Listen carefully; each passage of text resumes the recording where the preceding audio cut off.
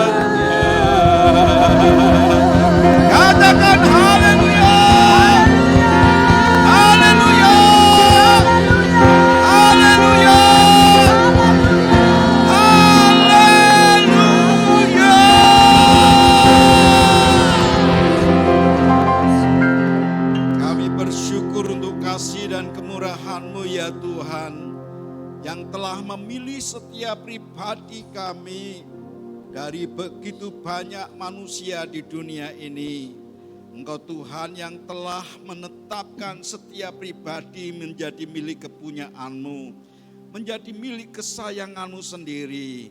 Tuhan, kami mau percaya dalam tangan-Mu dan dalam naungan-Mu lah kami boleh hidup dan ada dan bergerak dan menjadi berkat bagi banyak orang.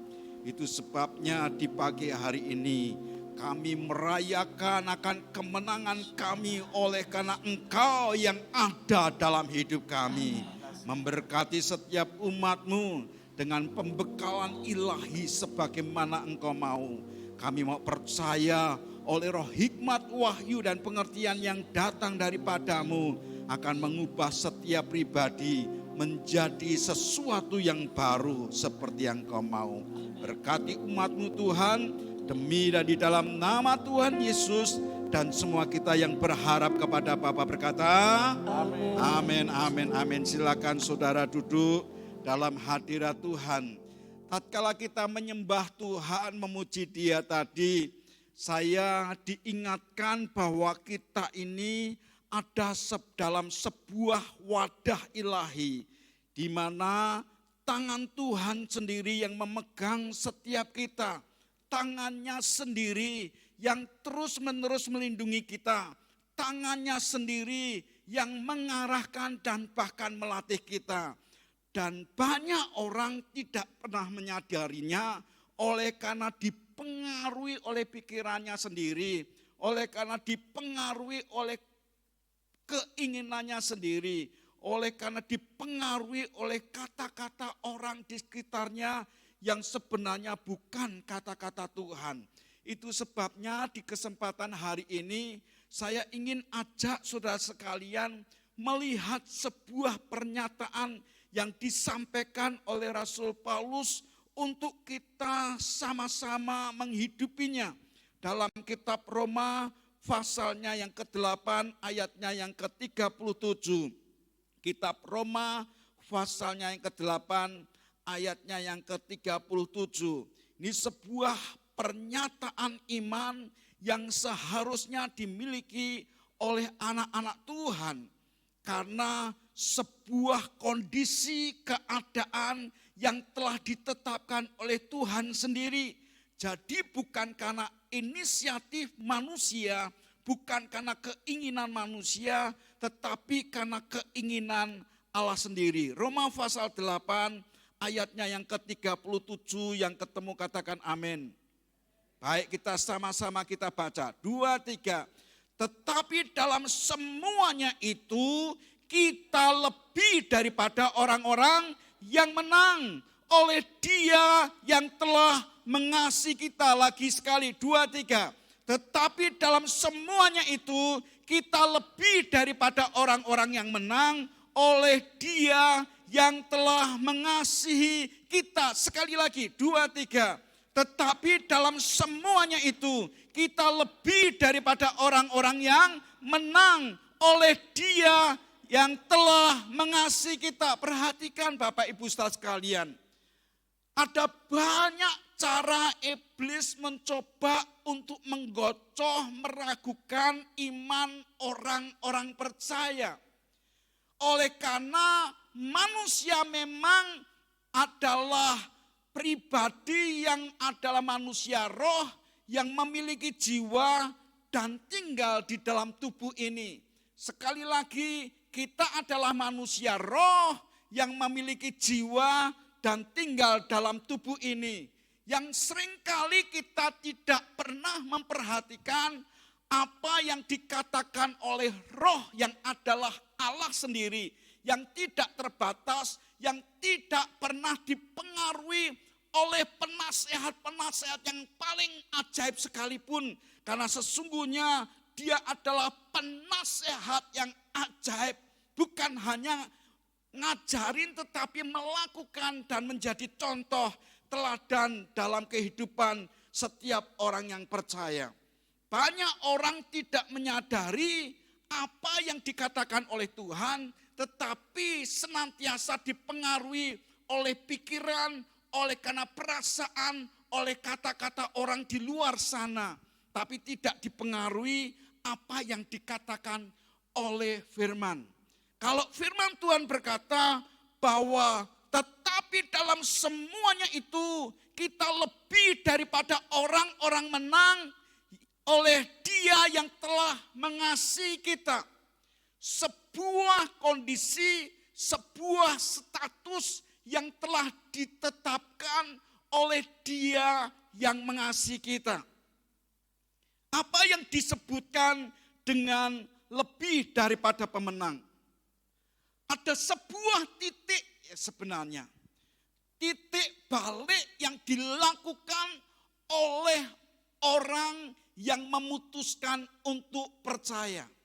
Sekali lagi, orang yang disebut sebagai orang pemenang adalah orang yang sudah memulai dengan sebuah titik balik yang dilakukan dalam sebuah iman, kepercayaan kepada Tuhan Yesus Kristus. Karena Tuhan hanya menawarkan, barang siapa percaya kepadanya tidak binasa, melainkan beroleh hidup yang kekal. Enggak ditambah-tambahi, enggak diembel-embeli apapun juga. Yang di situ kuncinya apa? Percaya kepadanya. Percaya kepadanya. Percaya kepadanya. Percaya apa saudara? Percaya kepadanya. Nya ini siapa? Nya ini adalah pribadi Yesus Kristus sendiri. Karena inisiatif Tuhan tidak melalui pribadi-pribadi lain. Memang dengan berbagai macam cara Tuhan menunjukkan, mengirimkan nabi-nabinya terlebih dahulu. Dengan harapan orang itu diprepare, dipersiapkan. Dan suatu hari mereka bisa mengerti apa yang dilakukan oleh sumber dari segala sumber kehidupan. Memang dia kirimkan nabinya, ada yang menyebut Adam, menyebut apa, Ibrahim, ada yang menyebut Musa, ada yang menyebut Nuh dan sebagainya. Tapi semua dalam pribadi hamba-hamba Allah, nabi-nabi Allah, mereka semua menunjuk kepada suatu pribadi yang namanya Yesus Kristus. Maka Alkitab berkata bahwa nabi-nabinya zaman dulu kala dia memperhatikan, menyelidiki waktu kapan dan keadaan yang seperti apa, bahwa Mesias itu akan datang. Sampai nabi yang terakhir yang tidak dikenal oleh dunia, yang namanya Yohanes. Tapi dikenal oleh anak-anak Tuhan sebab memang Tuhan memilih dia. Dan dengan caranya sendiri menunjukkan suatu pribadi yang namanya Mesias. Dia sendiri ragu-ragu. Dia masih bertanya-tanya, apakah kami masih menunggu pribadi yang lain ataukah engkau sang Mesias itu? Yesus enggak menjawab ya atau tidak. Dia hanya menjawab dan berkata, sampaikan kepada Yohanes, tanda-tanda ini yang menyertainya. Orang yang lumpuh berjalan, orang yang tuli mendengar, orang yang bisu berkata-kata, orang yang mati bangkit. Itu yang dikatakan oleh Tuhan Yesus. Dari situ muridnya ngomong sama Yohanes Pembaptis. Dia berkata, tidak berkata ya dan tidak berkata tidak. Tapi dia berkata, tanda-tanda ini menyertai. Dan Yohanes berkata, it is enough. Cukup. Dan dia rela menyerahkan diri untuk mati. Ibu bapak yang dikasih oleh Tuhan, ada banyak orang hanya Kristen KTP. Sekali lagi, ada banyak orang hanya Kristen KTP. Karena tidak mengerti akan sebuah keputusan yang diambil. Sebab pada saat Anda dan saya memutuskan untuk percaya kepada Tuhan Yesus, saat itu ada sebuah jaminan untuk kehidupan yang kekal. Buat titik balik ini saja membuat orang tatkala mengalami aniaya seperti yang baru-baru ini dialami oleh saudara-saudara kita. Mereka ada yang dibakar hidup-hidup di Indonesia, saudara. Ada yang dipenggal kepalanya di Indonesia. Baru minggu yang lalu kalau tidak salah. Bukan tanggal 2, Pak Pri yang lebih tahu lah. Karena dia polisi jadi ngerti. Yang saya sampaikan kepada saudara, kenapa orang-orang ini berani menyerahkan hidupnya? Total. Tidak ada perlawanan. Sebab mereka mengerti bahwa hidupku bukannya aku lagi, tapi Kristus dalamku. Hidupku bukannya aku lagi, tapi Kristus dalamku. Jadi orang yang menganiaya pribadi kita itu bukan menganiaya, paling dia menganiaya tubuh, tapi menganiaya yang namanya Kristus yang hidup di dalam kita. Amin. Saya berharap Anda mengerti. ada sebuah titik balik di mana orang itu menyadari bahwa hidupnya bukan hidupnya lagi, melainkan Kristus. Sebab sesungguhnya yang namanya kemenangan itu telah diberikan oleh Tuhan dengan cuma-cuma. Sudah diberikan oleh Tuhan dengan cuma-cuma. Siapa yang pernah memberi dan meminta kembali? Isin lo ya, wong wis ngei kok njaluk meneh. Malu dong. Demikian juga dengan Tuhan. Dia sudah memberikan putranya yang tunggal, dia tidak meminta kembali. Dia telah berikan, dia berkata, anaknya sendiri telah diberikannya untuk kita. Dan dia ingin supaya kita ada di dalam dia.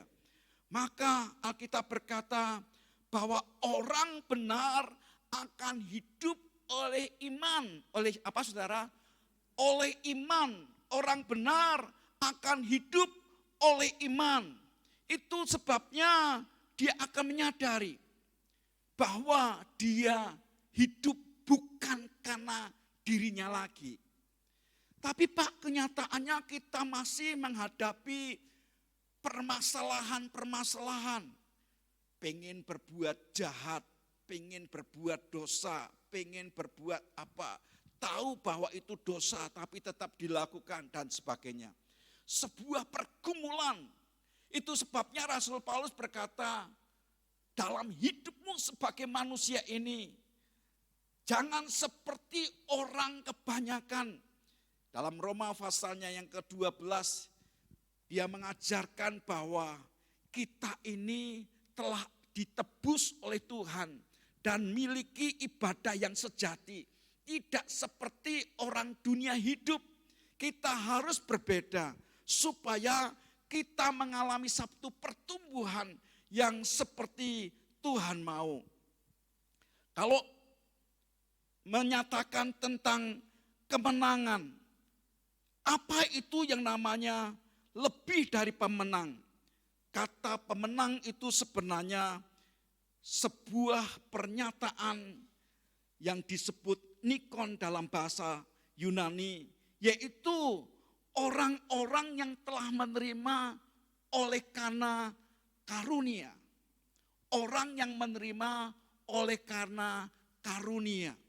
Apa yang disebut menerima karena karunia?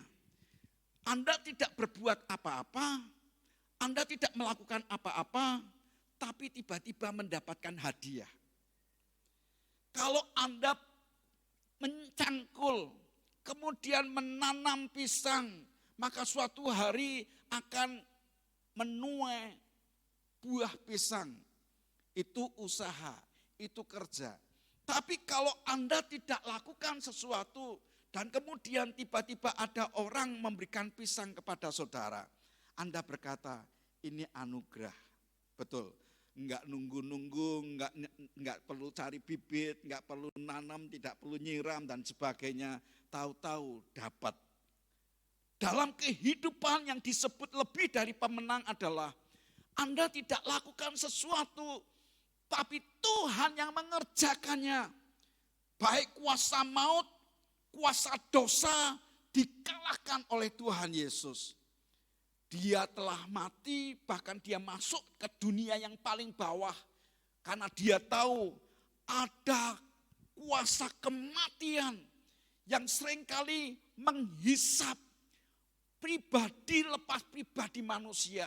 Menarik pribadi lepas pribadi manusia. Dan Tuhan ngerti persis itu tidak bisa dikerjakan tanpa ada sebuah pengorbanan. Tanpa ada sebuah kematian. Maka dia lakukan itu. Sekalipun dia berkata, sebenarnya sih cawan ini tidak ingin aku minum. Tapi dia berkata, kalau boleh ya Bapa, cawan ini dilalukan daripadaku. Bukan kehendakku, melainkan kehendakmu yang jadi. Secara daging Tuhan tahu itu sesuatu yang gak enak. Secara daging Tuhan ngerti bahwa itu tidak akan mungkin dikerjakan oleh manusia. Itu sebabnya Anda nyanyikan, tak ada yang mustahil bagi Tuhan. Karena dia mengerjakannya sendiri. Dia masuk ke dalam dunia yang paling bawah. Dia ambil kunci alam maut itu. Dan dia tunjukkan kepada dunia. Bagian ini yang sebenarnya Tuhan rindu untuk kita ngerti. Yang namanya pemenang bahkan lebih daripada pemenang oleh karena kita menerima. Kita ada di dalam pangkuan sang pemenang itu. Dia menjadi pembela. Itu sebabnya pengertian ini harus diyakini, dipercayai. Sebab Anda dan saya seringkali digoda, katakan digoda. Digoda oleh pikiran kita sendiri, digoda oleh karena keinginan kita sendiri, digoda oleh perasaan kita sendiri. Untuk apa? Muncul kedagingan kita, muncul pikiran kita, muncul sebuah perlawanan. Dan kemudian kita melupakan sebuah anugerah yang telah dilakukan oleh Tuhan dalam kehidupan kita. Apa yang harus kita sadari terus-menerus? Yang pertama saya mau katakan kepada saudara bahwa ada suatu rahasia kemenangan yang telah dikerjakan oleh Tuhan. Dia yang telah di atas kayu salib mendamaikan, menebus dan menggantikan semua kebenaran manusia kita menjadi kebenaran ilahi karena percaya. Dan disitulah Tuhan rindu untuk setiap kita menyadarinya. Tuhan rindu supaya kita menghidupinya. Tuhan rindu untuk supaya saudara dan saya meyakininya, mempercayainya. Yang di sana bagian kita sebenarnya tetap setia pada panggilan yang Tuhan telah tetapkan sampai pada akhir zaman. Sebagai contoh yang dihidupi oleh Rasul Paulus yang diungkapkannya sendiri dalam 2 Timotius pasalnya yang keempat. 2 Timotius pasalnya yang keempat.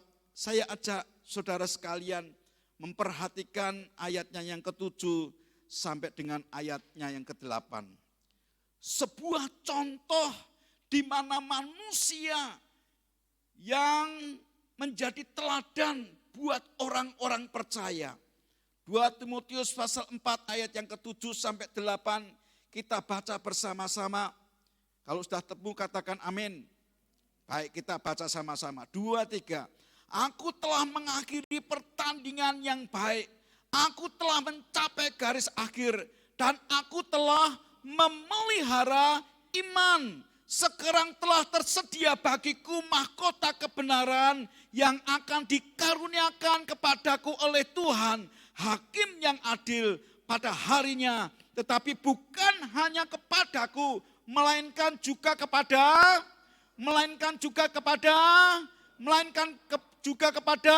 semua orang yang merindukan. Siapa yang merindukan kedatangannya? Amin saudara. Saya berharap setiap kita menyadari apa yang Anda hidupi sekarang ini bukan untuk mencari sesuap nasi. Banyak orang kan keblinger saudara.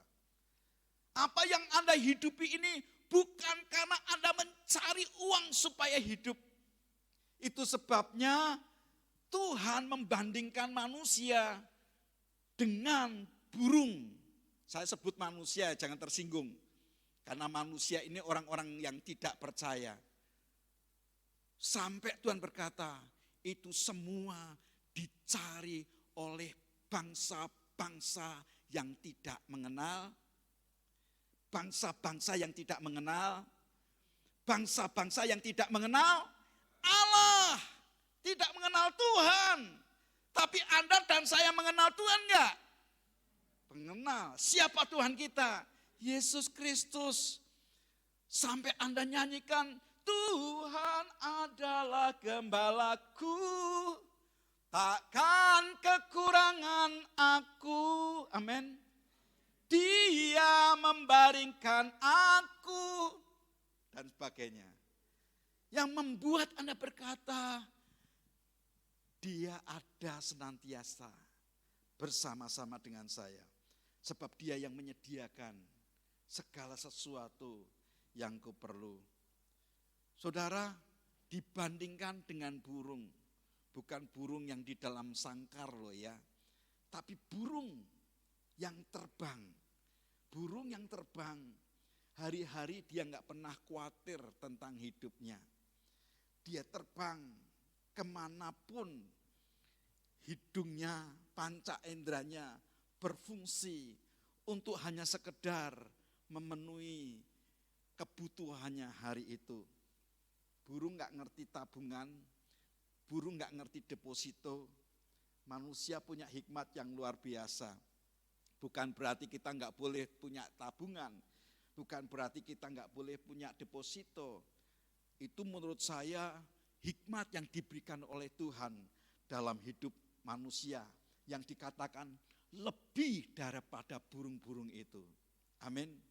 Lebih daripada burung-burung itu. Tapi yang terpenting adalah janganlah khawatir apa yang engkau makan, apa yang engkau minum, apa yang engkau pakai. Tuhan yang mendandani setiap kita. Pepatah Jawa itu berkata, nek tangan kemlawe, mulut kemlamet. Gitu, nyam gitu saudara. Pokoknya tangan gelem kemlawe saudara. Begitu kita kemlawe ya mulut kemlamet. Tadi pagi saya membaca sebuah kesaksian yang dilakukan oleh seorang anak Tuhan. Dari kecil, sejak dia orok lahir ditinggalkan oleh mamahnya, diserahkan kepada neneknya. Dia nggak ngerti papahnya siapa, nggak ngerti mamahnya siapa. Tinggal di Wonogiri, tempat yang zaman itu saudara, karena 53 tahun yang lalu, itu tempat itu benar-benar kering kerontang. Siapa yang pernah pergi ke Wonogiri? Amin saudara. Anak kalau pergi ke Wonogiri zaman-zaman itu, aduh susahnya bukan main gitu saudara. Tapi sekarang ini berbeda. Nah zaman itu dia berkata, nenek saya tidak bisa memenuhi kebutuhan saya. Hari-hari saya harus ngenger. Do you understand ngenger? Ngikut orang gitu. Ngikut orang dan kemudian orang itu suruh apa. Sampai dia berkata, suatu hari saya terpaksa jam 3 pagi bangun dan masuk ke dalam sumur. Saya kaget mau bunuh diri. Enggak mau bunuh diri. Ternyata sikap tanggung jawabnya terhadap apa yang dia lakukan. Karena pagi itu dia harus menyediakan sarapan buat tuannya yang dia ngenger itu untuk untuk sahur saudara. Jadi dia ambil air karena gelap maka dia pakai senter. Delalah kersaning Allah, senternya jatuh ke sumur. Jeblung gitu. Waduh, dia kaget, takut dimarahi sama bosnya. Dia diam-diam masuk ke sumur sendiri. Anda ngerti sumur Wonogiri itu enggak 10-20 meter saudara. Itu dalamnya luar biasa. Karena memang susah cari air. Tapi dia lakukan, dia berkata, hari itu saya enggak tahu kenapa senekat gitu. Dia mungkin termasuk orang yang punya genetik gila saudara. Kenapa? Dia enggak peduli akan hidupnya. Karena dia bertanggung jawab atas apa yang dia lakukan buat tuannya. Dia sebagai orang percaya. Singkat cerita, dia memang hanya lulus SMP. Sampai lulus SMP pun dia berkata, saya tidak pernah lihat ijazah saya. Oleh karena memang gak ada uang untuk ambil ijazah. Bentuknya itu kayak apa? Dia boroh ke Semarang dan kemudian dia sebagai orang yang memang dia mau kerja. Tapi hatinya kepada Tuhan baru sekitar 2005 diubah hidupnya menjadi orang yang diberkati secara luar biasa. Untuk mencapai berkat itu, Dia mempercayakan diri kepada Yesus. Bahkan dia berkata hari-hari oleh karena dia punya anak 4, dia masuk ke terowongan sejauh sekitar 1 kilo, kurang lebih 1 jam. Masuk terowongan. Dia harus masuk seperti seorang martir. Untuk apa? Di bawah terowongan itu banyak makanan. Ada lele di situ, kadang-kadang ketemu ular, ya apa yang ditemui tangkap saudara. Karena memang keadaan. Apa yang dilakukan oleh karena kesetiaan, oleh karena ketaatan, oleh karena ketanggung jawabnya. Maka Tuhan memberkati hidupnya. Nah banyak orang gak ngerti saudara. Oh prosesnya harus begitu, harus begini, harus begitu. Menurut saya enggak. Karena ketidaktahuan, dia mengerjakan dengan kekuatannya sendiri. Dia mengerjakan dengan apa yang ada dalam dirinya. Sebuah kesetiaan yang terus. Dengan sebuah konsep yang penting aku ora nyolong.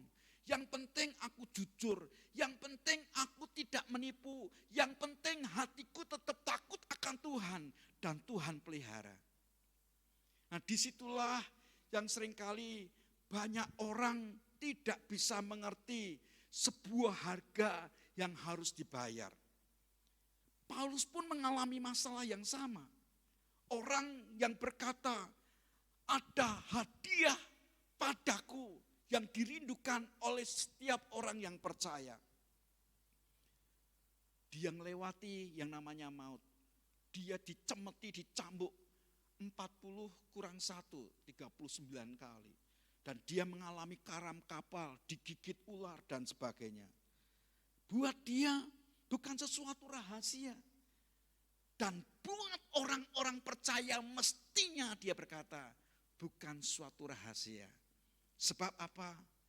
Baik maut maupun hidup tidak akan mungkin memisahkan aku daripada kasih Yesus Kristus Tuhan. Amin. Saya berharap Anda mengerti akan bagian ini. Kenapa Rasul Paulus dengan yakin bahwa dia memiliki kehidupan yang kekal. Bukan nanti di surga, tapi mulai saat dia percaya kepada Tuhan. Sampai dia mengerti akan hidupnya lebih daripada pemenang. Ada beberapa bagian yang saya ingin saudara dan saya memperhatikan. Yang pertama, harus mengetahui rahasia kemenangan kita. Rahasia kemenangan kita sudah dijamin oleh Tuhan. Dalam Kolose pasalnya yang ke-2, ayatnya yang ke-13 sampai dengan ayat yang ke-15, ada sebuah pernyataan yang disampaikan oleh Rasul Paulus sebagai pengajaran dia. Kolose pasalnya yang kedua, ayatnya yang ke-13 sampai dengan ayat yang ke-15. Yang ketemu katakan amin. Baca sama-sama, 2, 3. Kamu juga meskipun dahulu mati oleh karena pelanggaranmu dan oleh karena tidak disunat secara lahiriah, telah dihidupkan Allah bersama-sama dengan Dia sesudah Ia mengampuni segala pelanggaran kita. Perhatikan saudara, Anda dan saya telah mengalami lahir oleh karena sesuatu yang dikerjakan oleh Allah sendiri. Yang dikatakan saya baca ulang, kamu juga meskipun dahulu mati oleh karena apa? Pelanggaranmu, bukan hanya pelanggaranmu, pelanggaran-pelanggaranmu. Dan oleh karena tidak disunat secara lahiriah, telah dihidupkan Allah bersama-sama dengan Dia sesudah Ia mengampuni segala pelanggaran kita. Ayat 14, dengan menghapuskan surat hutang yang oleh ketentuan-ketentuan hukum mendakwa dan mengancam kita, dan itu ditiadakannya dengan apa? Memakukannya pada kayu salib. Jadi hutang-hutang dosa, hutang-hutang kematian diambil oleh Allah, ditancapkan pada kayu salib bersama-sama dengan Yesus Kristus. Ayatnya yang ke-15, baca sama-sama. 2, 3. Ia telah melucuti pemerintah-pemerintah dan penguasa-penguasa dan menjadikan mereka tontonan umum dalam kemenangannya atas mereka. Tuhan yang mengerjakan semuanya itu. Dan bagian ini seringkali anak-anak Tuhan melupakan. Apalagi kalau sudah menghadapi masalah, menghadapi kebosanan, menghadapi himpitan, menghadapi tantangan. Tidak jarang mereka berkata, ya wis lah, tinggalkan aja lah. Tinggalkan aja lah. Saudara, orang itu cepat bosen. Kalau tanpa dia mengerti apa yang sudah dilakukan oleh Tuhan. Sebuah rahasia kemenangan yang Tuhan ingin ajarkan buat kita. Yang kedua, kita harus mengetahui posisi kita di dalam Kristus. Tadi kita telah membaca di dalam kitab Roma pasalnya yang ke-8 ayatnya yang ke-37. Kitab Roma pasalnya ke-8 ayatnya yang ke-37. Sebuah perkataan yang diungkapkan oleh Rasul Paulus yang disebutkan dalam semuanya itu kita lebih daripada orang-orang yang menang oleh Dia yang telah mengasihi kita. Karena Dia mengasihi kita. Yang itulah Tuhan rindu untuk saudara mengerti. Bukti kasih Tuhan itu apa? Saudara lihat. Sebuah ungkapan yang disampaikan oleh Rasul Paulus untuk menyadarkan buat setiap kita. Yang pertama-tama, ayatnya yang ke-31 dari kitab Roma pasal yang ke-8. Ayatnya yang ke-31. Sebab itu siapakah yang akan kita katakan tentang semuanya itu? Jika Allah di pihak kita, siapakah yang akan lawan kita? Jadi Tuhan menyadarkan setiap kita ada sebuah posisi yang telah ditetapkan dalam diri kita. Katakan posisi. Posisi bisa dipindah enggak? Ya bisa. Siapa yang memindah? Orang yang lebih kuat tentu saja.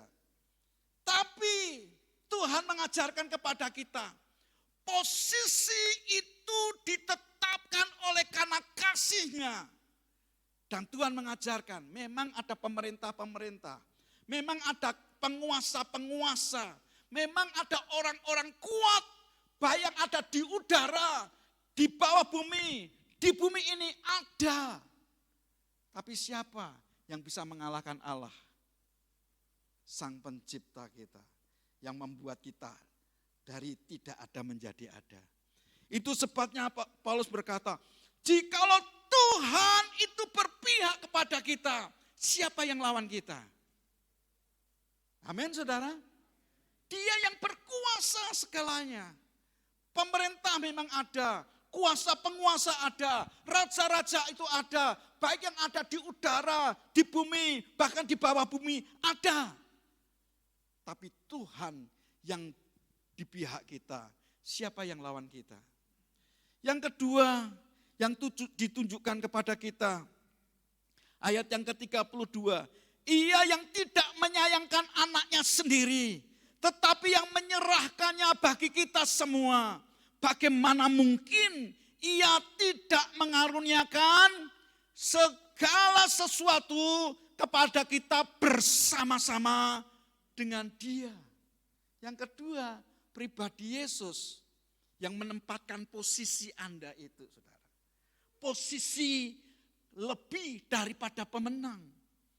Allah di pihak kita, Yesus yang telah diserahkan untuk menjadi hakim di atas segala hakim. Sampai hari ini saudara-saudara kita mengerti bahwa yang akan menjadi hakim di atas segala hakim adalah Isa Rohullah. Pribadi Yesus Kristus Isa Al-Masih itu. Nah, Tuhan Yesus yang telah menyerahkan nyawanya bagi kita. Saya mendapat sebuah pemandangan karena sebuah pengalaman yang saya alami di Palau. Waktu itu saya harus menerjemahkan orang-orang Indonesia yang ditangkap sebagai fisherman. Dan kemudian semua diadili. Mereka harus bayar sekian ratus ribu US dollar. Seolah Tuhan berkata, kamu tahu, itu loh seorang penyakitan yang tidak memiliki kekuatan harus membayar mulai dari 750 ribu US dollar. Waktu itu 1 US dollar itu 15 ribu saudara. Seperti hari ini. Bagaimana mungkin orang yang mencari ikan membayar akan penalti yang seperti itu. Lalu Tuhan seolah berkata, kamu tahu, kamu gak bisa bayar. Dosa-dosamu gak bisa terbayarkan. Iblis akan mendakwa, menuduh kamu. Hakim yang adil yang adalah Yesus Kristus sendiri. Dia sebagai the wonderful counselor, maafkan saya. Dia adalah seorang advokat kita. Dia berkata apa yang dikatakan oleh pendakwa benar semua. Dan kemudian si hakim akan pukul palu dan menetapkan saya masuk ke dalam neraka. Tapi sebelum dipukul palu, si wonderful counselor atau advokat saya itu berkata, tunggu dulu. Kenapa? Bukankah sudah jelas dia bersalah? Dari dakwaan pendakwa, dari pembela memang benar salah.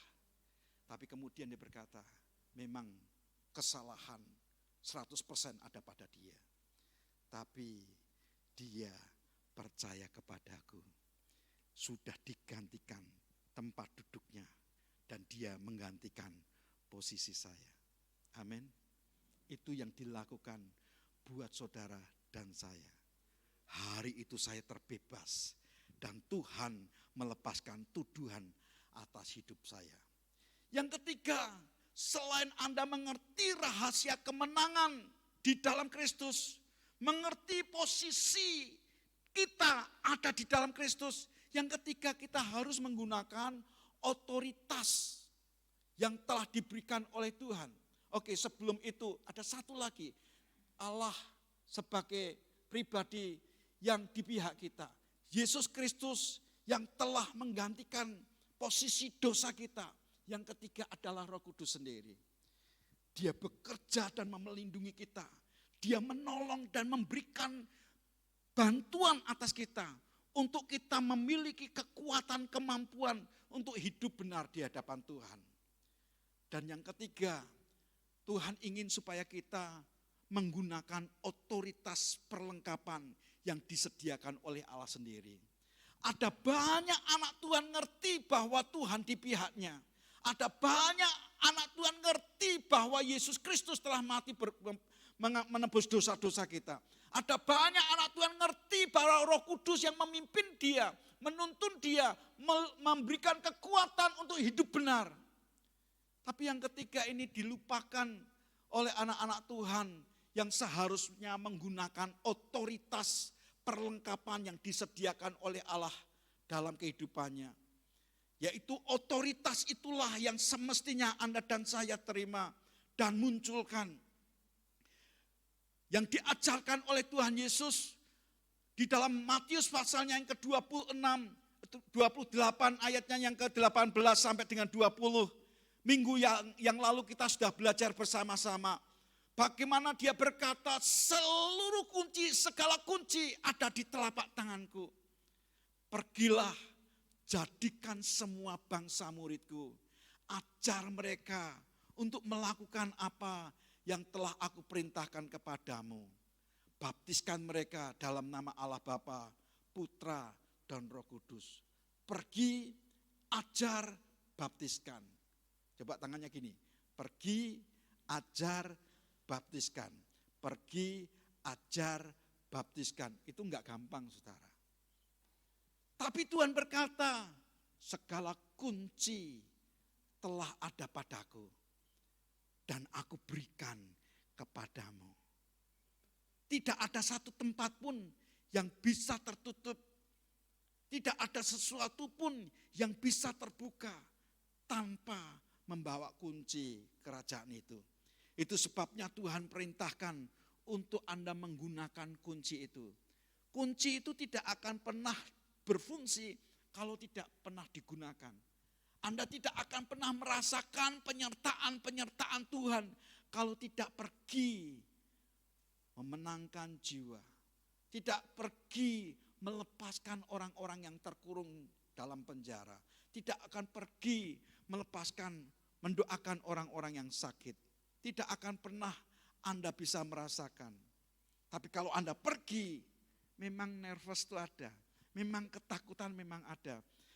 Kalau tak doakan, nek kira-kira nek urip ya puji Tuhan. Nek mati kuwi lho. Memangnya kamu pembunuh orang? Enggak, Saudara. Beberapa kali saya mendoakan orang yang sakit, bukannya sembuh malah mati, Saudara. Ya bukan salah saya, memang saya pengen dia mati. Tapi paling tidak saya kenalkan dia kepada Yesus, dia terima Tuhan Yesus sebagai Tuhan dan Juru Selamatnya pribadi, dan kemudian didoakan kalau sembuh memang Tuhan berikan kesempatan untuk dia menjadi berkat.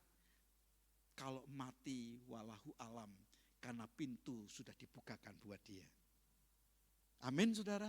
Saya berharap Anda mengerti, gunakan otoritas itu. Ada banyak orang yang cukup, yang penting saya diselamatkan. Tetangga luweh, saudara luweh. Enggak peduli, Saudara. Hatinya enggak akan pernah damai. Tapi kalau Anda melakukan dalam otoritas, maka kita bersama-sama menikmati penyertaan Tuhan. Menggunakan otoritas itu, kita menyadari bahwa otoritas tertinggi itu dipegang oleh Tuhan Yesus. Namun kita percaya juga bahwa otoritas itu didelegasikan. Katakan didelegasikan. Didelegasikan buat orang-orang yang percaya. Nah, kita menerima delegasi itu, tatkala kita melakukan sebuah perbuatan ajaib, Anda berkata, bukan saya, melainkan dia. Bukan saya, melainkan dia. Bahkan saudara, mungkin tidak melakukan perbuatan ajaib. Tapi di mana Anda dengan tekun setia mengerjakan apa yang Tuhan percayakan kepadamu, maka disitulah ada sebuah kitab kehidupan yang bisa dibaca oleh orang-orang kiri, orang-orang kanan, orang-orang yang mungkin tadinya menentang Tuhan. Tapi karena kehidupan saudara, mereka akan berkata, oh ini loh suratan Kristus. Karena kita adalah suratan Kristus yang terbuka, yang dibaca oleh orang, dibaca oleh banyak orang. Dan mereka berkata, memang orang yang percaya Yesus sangat berbeda dengan orang-orang yang tidak percaya. Hari ini saya berharap setiap kita diberkati dan sadar bahwa kita adalah lebih dari pemenang. Dimulai dari satu titik, percayakan dirimu kepada Yesus. Kemudian kita mengetahui tentang kemenangan kita menjadi orang Kristen. Karena ada rahasia kemenangan kita ada di dalam Dia. Ada posisi di dalam Kristus. Kita tahu posisi kita di dalam Kristus. Dan kita menggunakan otoritas kerajaan surga. Mari kita bangkit berdiri bersama-sama mengucap syukur atas kemurahan Dia yang telah menang atas kehidupan kita.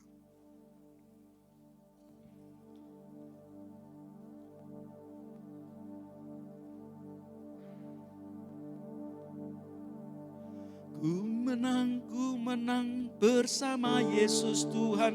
Ku menang di dalam peperangan. Ku menang atas segala setan.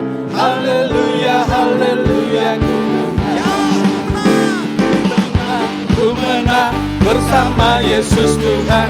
Ku menang di dalam peperangan. Ku menang atas segala setan. Haleluya, haleluya. Sekali lagi ku menang bersama Yesus Tuhan. Ku menang kemenangan, ku menang atas segala setan. Haleluya, haleluya, ku menang. Haleluya, haleluya, dia bangkit ya. Haleluya, dia hidup ya. Haleluya, dia naik Roh Kudus. Haleluya, haleluya, dia bangkit. Haleluya, dia hidup.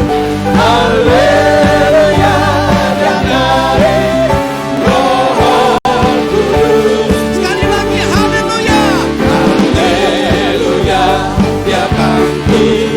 Haleluya, dia hidup. Haleluya, dia naik Roh Kudus. Roh Kudus, Roh Kudus, Roh Kudus,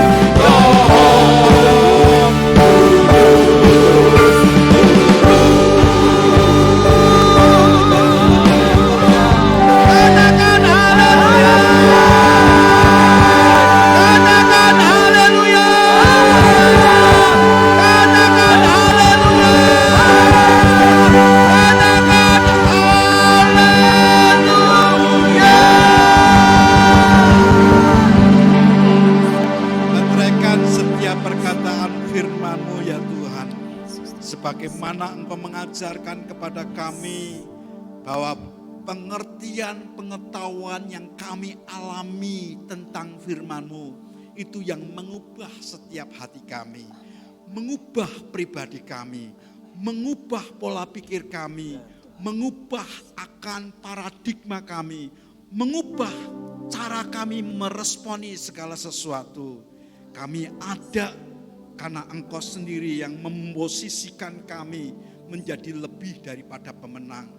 Oleh karena anugerah-Mu, berkati setiap umat-Mu Tuhan, buat setiap kami bangkit dan hidup di dalamnya, supaya tidak ada kuasa lain yang mencoba menggocoh kemenangan itu dalam hidup kami. Terima kasih Bapa. Sebentar kami juga akan mengembalikan perpuluhan kami, janji iman kami, nasar kami.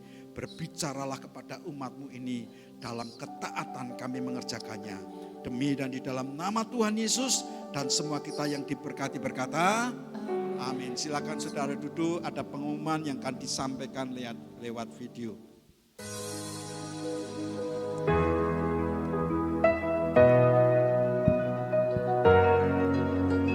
In the dark of night, the stars light up the sky. We see them flying free.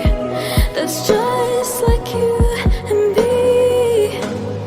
Everyone is lonely sometimes, but I would walk 1,000 miles to see you rise.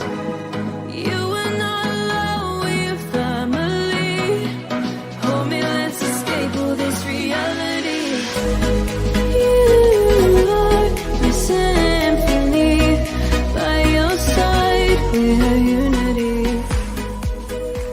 Ya, kita akan bangkit berdiri bersama-sama. Kita menyelesaikan ibadah di pagi hari ini. Kita akan mendeklarasikan pengakuan iman rasuli kita. 12 pengakuan iman rasuli. 1, 2, 3. Aku percaya kepada Allah Bapa yang Maha Kuasa, Khalik langit dan bumi, dan kepada Yesus Kristus anaknya yang tunggal Tuhan kita, yang dikandung daripada Roh Kudus, lahir dari anak darah Maria, yang menderita sengsara di bawah pemerintahan Pontius Pilatus, disalibkan, mati dan dikuburkan, turun dalam kerajaan maut. Pada hari yang ketiga bangkit pula dari antara orang mati, naik ke surga, duduk di sebelah kanan Allah Bapa yang Maha Kuasa. Dari sana ia akan datang untuk menghakimi orang-orang hidup dan yang mati.